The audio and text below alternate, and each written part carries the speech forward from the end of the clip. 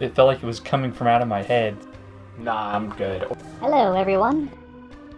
You can just flip the Lilo and Stitch switch. Oh, did you hear that I'm loose for Valentine? I put hand warmers in my shoe. Hey everybody, I'm Jonathan Doe. I'm a podcaster, YouTuber, and filmmaker. And my name is Steven. I'm a filmmaker, special effects guy, and a stuntman. I like collecting oddities, exploring true crime cases, and directing extreme cinema. If you like blood, gore, creatures, and more, then we've got what you're looking for. You're watching Scream Time.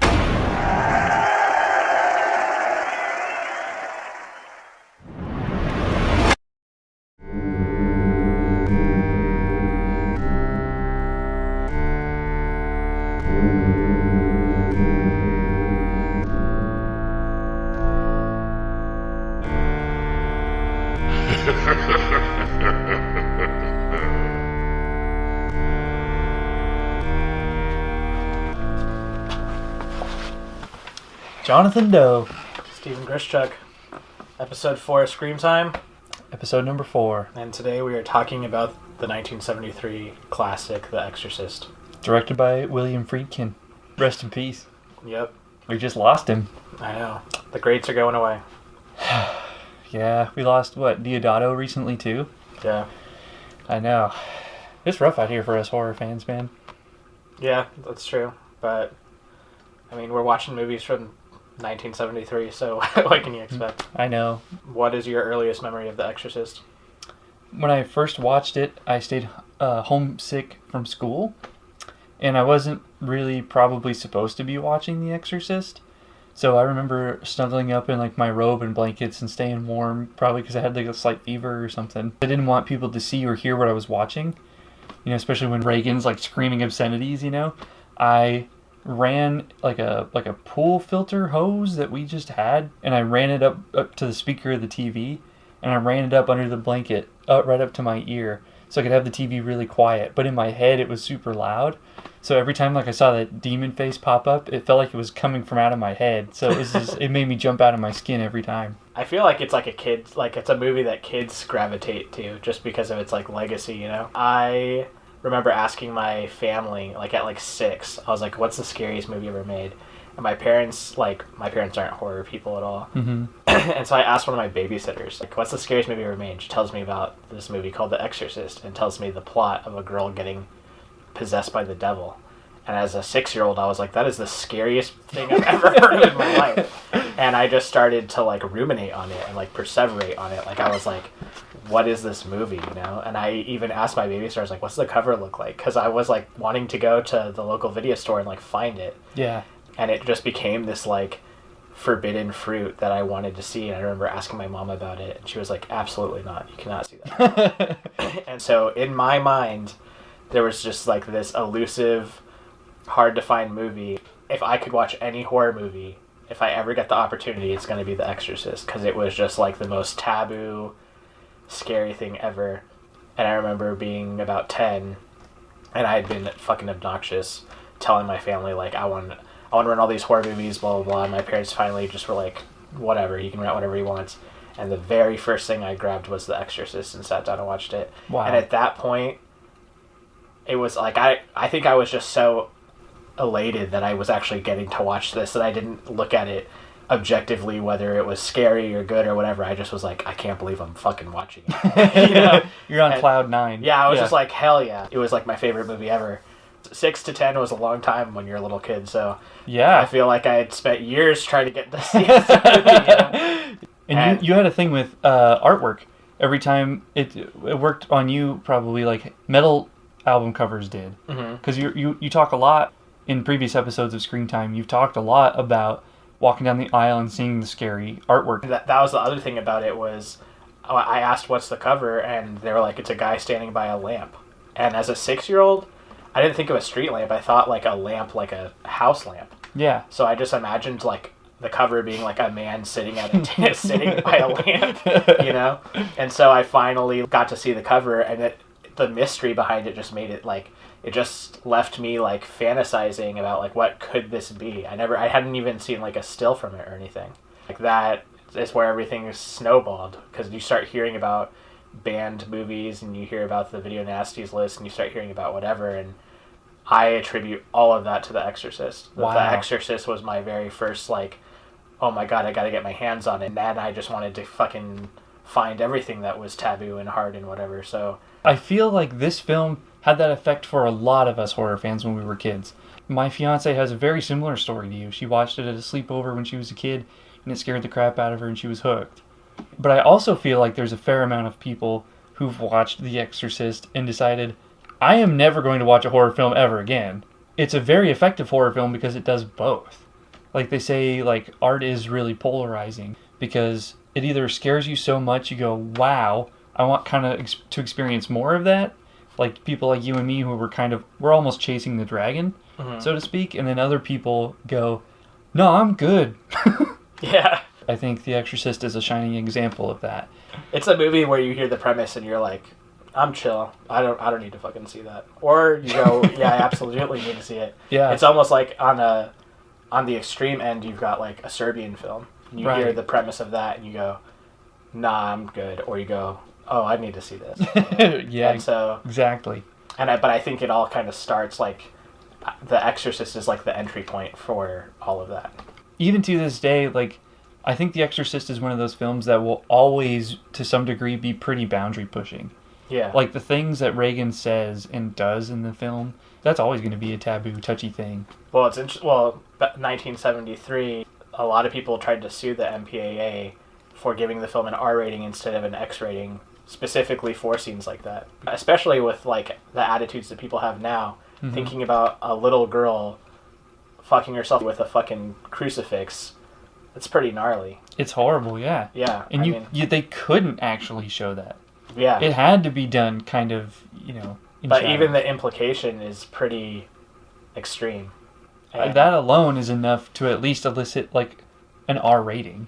Just that suggestive material is so out there, even by today's standard. How old is she, 12? yeah, like 12 or 14 or something. Yeah, like that. this young girl is doing all these horrible atrocities in the name of being possessed by the devil. Like, that's still pretty... Even saying your mom sucks cocks in hell great out of a line. little girl's mouth is like, whoa, you know? Oh, yeah. Centered around a child is like that much more extreme. Coming out of, like, the satanic panic and all that. Like, this must have hit people like a train. The Exorcist has made the concept of exorcisms and possession a very common trope within, like, horror, but especially at the time, that wasn't as common of a thing. Exorcisms have been around for a long time. In fact, like, the original book derives, like, inspiration from exorcisms that happened in, like, the 1600s. Yeah. And it also derives inspiration from a 14-year-old boy back in the 1940s who had an exorcism performed on him. But that wasn't just, like, common knowledge that was around. I've said it in other episodes, but there's, like, certain films, like when we were talking about the Blair Witch Project, it's like you had to be there to see it, and I would love to have been in the theater in 73 seeing, like, the audience for the first time watching the idea of The Exorcist. That must have been the scariest fucking thing ever. I think, to me, like, that makes sense why people say it's one of the scariest movies ever made. Absolutely. Audiences, like, across the globe adored the film, but were also scared to absolute death of the film. People were walking away thinking they were possessed. People were supposedly being hospitalized after. And who knows if it's, just kind of hearsay or if it really happened. But theaters were getting closed down. They'd be selling out, and then by the end of the movie, no one was in the theater. No one could handle it, and they'd walk out. Hearing all of these audience reactions all these years later, and seeing footage of people going, oh my god, I passed out, and all that kind of stuff. Anytime a movie says, warning on the front, I'm such a child, I'm probably going to watch it. Or if it says, like, oh, banned in 40 countries, like Faces of Death did or whatever, I'm like, you got me, I'm going to have to buy it. So hearing all these salacious stories of people passing out and not being able to finish the film, just like a moth to the flame, I had to check it out. You made me think of, like, Blood Feast and the whole kind of, like, oh my gosh, monologue in the beginning of that. Like, anything that has a warning in the beginning is just so, like, whoa, what the fuck? And that's why I put that in my movies, too. I put a warning. And so... Your movies need it, though. Yeah, some of them justify it, yeah. Some of them, right. But yeah, that's captivating. You go, it's almost like a dare. You see the warning and you go, is this really warranted? Like, I'll test for myself whether a warning is warranted or not. Yeah. The layperson just going in, The Exorcist would be fucking terrifying to see. Terrifying. Brilliant effects work done by Dick Smith. Dick Smith, who coached countless people after that. I heard stories about like Tom Savini being able to call up Dick Smith on the phone and being like, hey, how did you do these kind of effects? And Smith walking him through it, which is so cool because effects, makeup, and stuff like that is usually a pretty buttoned up place. People don't like to share their blood formulas or how they pulled off certain gags and effects because they want to go, no, that was my effect. They think it's good for their career. But Dick Smith kind of had the opposite thought. He went, well, the more people I can tell how to do this, the more great projects we'll get in the future. The Exorcist is a perfect example of like practical effects done right. And I think in recent years we've kind of stirred away from that, but it's one of the reasons why The Exorcist is so timeless, because those practical effects were done right. What are some really cool off-the-wall films that were inspired by this or paid homage to this, or if there were any adult films? Because I have a feeling we're going to get into that territory. So let me know of any kind of independent, underground, low-budget stuff that was obviously inspired by this or is just flat-out ripping this film off. A whole franchise spawned out of The Exorcist. There's the original trilogy, The Exorcist 2, which is super fucking goofy. You've got Exorcist 3, which infamously Jeffrey Dahmer would invite people over to watch with him. I forgot about that. I'm glad you mentioned that. But one of the coolest influences to me is this film, which is called Satan, which is a Turkish remake. And this is the interesting thing is basically in the 1960s and the 1970s in Turkey, their entire like film industry was like dying. And basically because copyright law was so lax back then, the Turkish film industry just started making really low budget shitty remakes of blatant rip-offs of Hollywood blockbusters. Yeah. And I would say one of the most popular one. Yeah. So this is basically a shot for shot remake of The Exorcist. Wow. Like Z grade quality. Sounds fun. It is. They're a blast. Sounds like a total blast. So because they just didn't give a fuck about copyright, Turkish remakes are known as Turkish remake exploitation films. Right. So it's almost a genre in itself. The most famous one is Turkish Star Wars. And why that one's famous is because they literally, like, they couldn't afford to, like, get footage of spaceships and stuff, so they just stole it from Star Wars. That's insane. So it's people wandering around the desert being fucking goofy, and then all of a sudden you'll just see a scene from Star Wars. Like, you see shits blowing up or whatever. And there's a lot of them. So there's, like, Turkish Star Wars, Turkish Wizard of Oz, Turkish E.T., but I'm fascinated with like the horror ripoffs that they did. There's also Last House in Istanbul, which is the Turkish my gosh, Last House on the Left. Yes. And then they did Turkish I Spit on Your Grave. I can't recommend this enough for anybody. This release I actually put out through Putrid Productions. Yeah, I saw I had like a Putrid sticker on the bottom. I was like, wait a second. So for those who don't know, Putrid Productions originally started it out as a film conservation archival outfit. And I was basically getting films that were like in dead format. That's cool. So, Turkish cinema is a thing I know exists, but I haven't seen any of it. And I don't know if that makes me look like a layman, but I've never seen any of them. And I kind of want to now. Well, this one's fun. This one is goofy as fuck. And they try, but I'm sure is silly. But yeah, so sounds like a fun time though. Satan is definitely one worth checking out. So you've got films like The Omen, you've got films like Amityville, the Amityville Horror, that kind of like run parallel with these kind of films. And even production of those all supposedly had like cursed sets and actors who were haunted and all sorts of things surrounding them. Yeah. Like all of these, like The Exorcist was kind of famous for having, tragedies happen during production and all these kind of things. But same with Amityville Horror and The Omen. Yeah.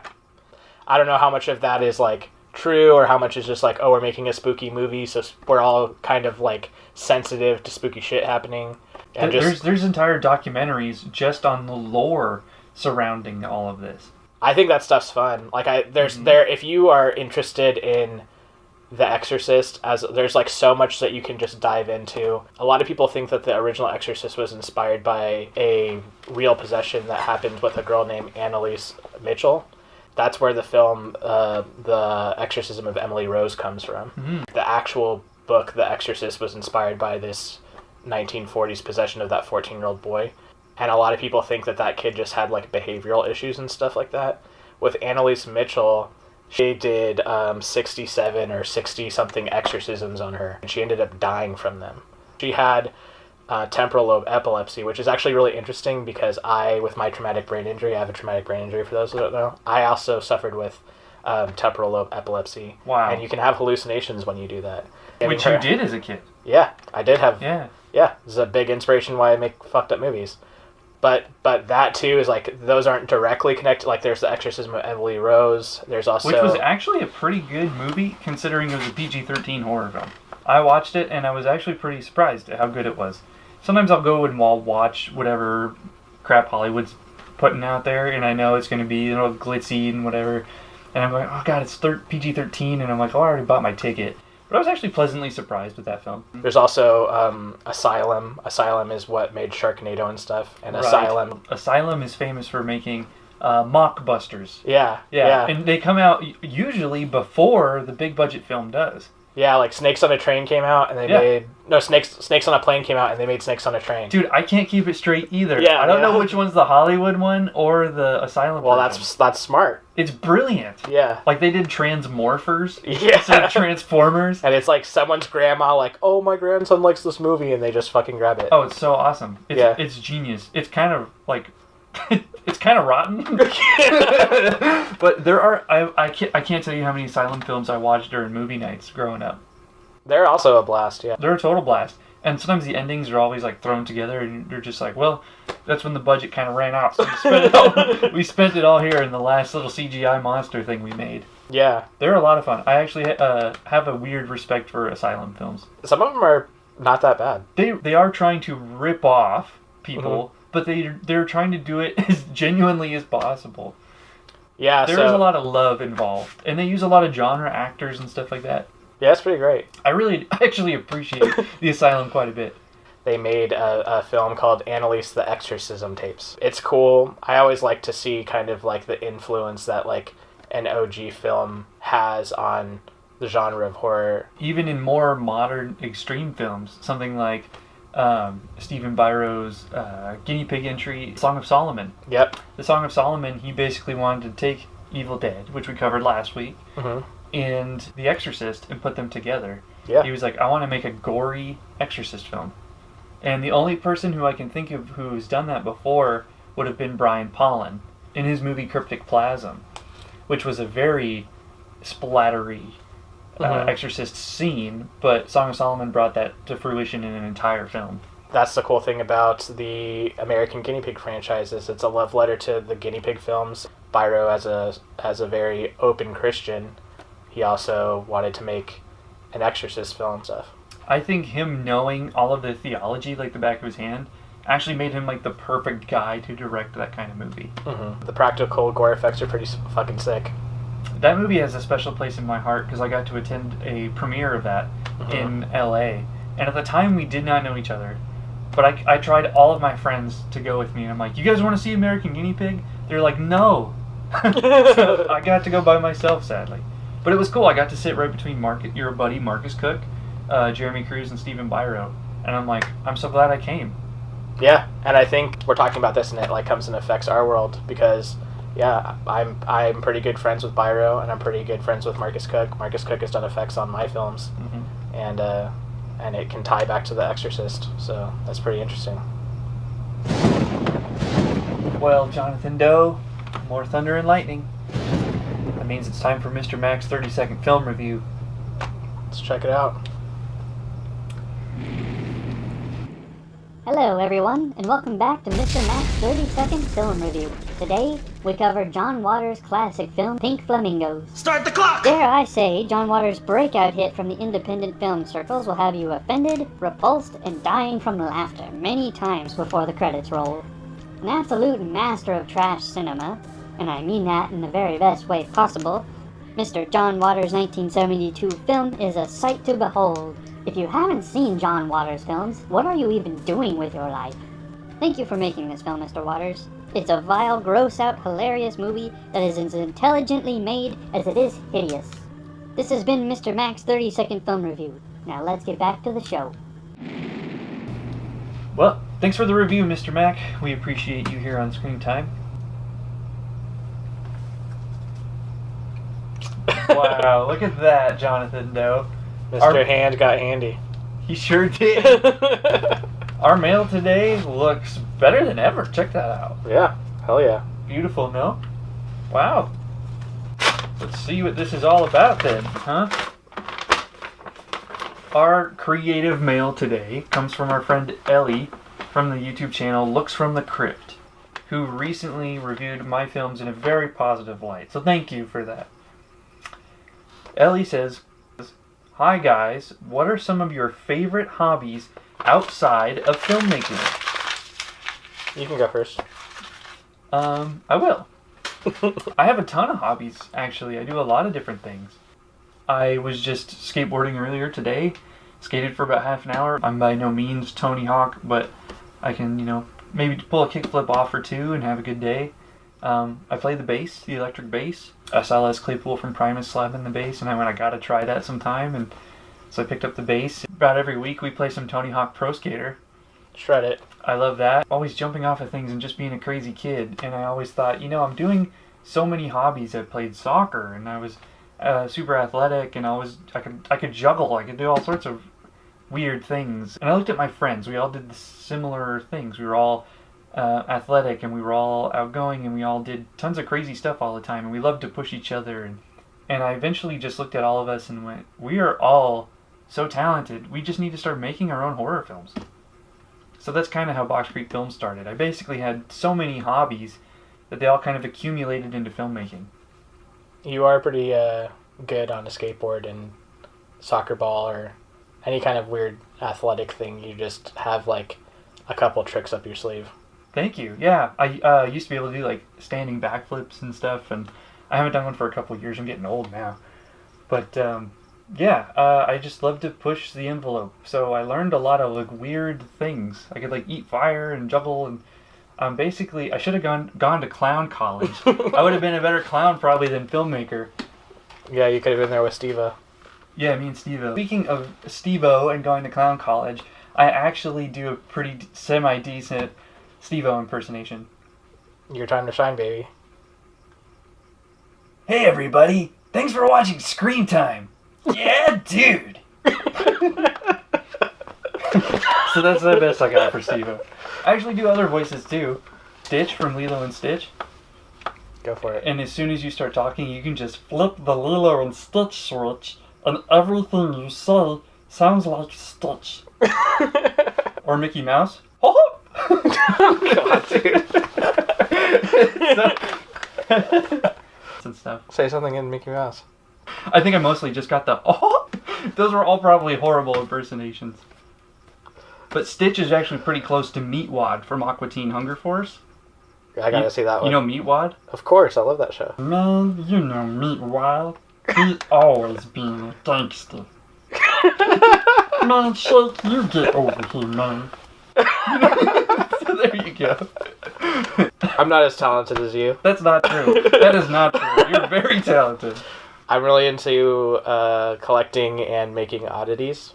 So I've gotten into mummification and wet specimens. Wet specimens is my favorite. Ever since I was a kid watching Ripley's Believe It or Not and seeing dead shit in jars. I've just wanted dead shit in jars. Now I have a lot. Actually, for Valentine's Day this year, I showed my girlfriend how to make wet specimens with like baby shark fetuses or whatever. Very cool. And I like to collect memorabilia. I also like to paint. I like to make art. You and I both like going to concerts. I love live music. I like really violent mosh pits, punk shows, whatever. It's like my outlet to let out all my hatred on the world. That last cattle decapitation show we went to was pretty rough. Yeah. That was a rough one, dude. I like going to shows where everyone is just going full tilt 100%. The whole place was just erupting. I just think that there's some bands that you should just go in there knowing it's going to be warfare. Insect warfare. Yeah. You and I actually went to a show and a guy fucking roundhouse kicked me in the stomach super fucking hard. And I actually had to go to the bathroom and like sit there and like collect myself. And I came back and I was like, you know what? I'm here for the violence. I love push pits and all. That's great fun. But I'm like, go do your ninja moves at home, Power Ranger. If there's just a circle pit and it's two guys running in a circle, that's goofy. We've been those guys in pits, though. Well, yeah. We've been to shows where the crowd is not productive, and you and I are trying to start a pit, and we're just going like this, running into each other for a couple minutes, and then it all just kind of goes, well, we tried. I've got 2 rants about that shit. Why do people go to shows if they're not going to fucking mosh? And then also, why do people go to shows where you know this band is going to have a rough crowd, and there's always those fucking people that have like $15 beers filled to the top, who just stand right in the middle of where shit's gonna go down. Oh yeah. Because all that happens is their beer gets spilled all over the place, and now it's a fucking slip and slide, and you're fucking eating shit. You just bought drinks to dump them on the floor. How do mosh pits relate back to The Exorcist? We got a little into the weeds, yeah. Possessed. Possessed is basically a band about The Exorcist. I've seen Possessed live. That was sick. Oh, that's cool. I went and saw Possessed live at this show, and Travis Ryan from Cattle Decapitation was there as just like a audience goer. Awesome. I met him when we went to the Fulci show. There's a love letter relationship between horror and extreme music. Do you have any closing remarks? My final thoughts on The Exorcist is that if you are new to horror at all, it's essential viewing, part of your education, and it's a masterpiece. Yeah, I couldn't agree more. Friedkin is gone now, but he left us an awesome... Awesome. He left us an awesome array of films. He left, oh my god, it's not coming out. You know what it is? It's that it's cold in this movie set. That I put hand warmers in my shoes. That's funny. Since I took my shoe off, is this considered like fetish content now? Hey, I think anything can be anyone's fetish. There may be a guy out there watching it going, there's just something about a 30-year-old dude with a beard and long hair with a dirty white sock on. He just does it for me. Who does a good Steve-O voice? Yeah, slash Stitch slash Meatwad slash whatever. So, what am I doing with my life, John? if you have that kink, hit Steven up. He'll hook you up. Starting bid is like $100 for a 15-minute video with his socks. What are you taking me for? That's pretty low. I don't know. I got nice socks. It's a very niche market. Which shows that it can either be a really high price or a really low price. This episode is going to... Oh, God. Okay, so, in closing, episode 4, Exorcist. You guys gotta see it, if you haven't already. Hail Satan. Yeah, dude! Scream time. Ice cream. Warm socks. Warm socks. That's the takeaway. Yep. Wear white, dirty socks. Thank you for the question today, Ellie. Appreciate it. Yep. Support your local YouTuber. Doesn't have to be local. Support support your local YouTuber. Support independent YouTubers and filmmakers. Support him. He's good. Thank you. He's a nice man. Oh, did you hear that I'm Lucifer Valentine?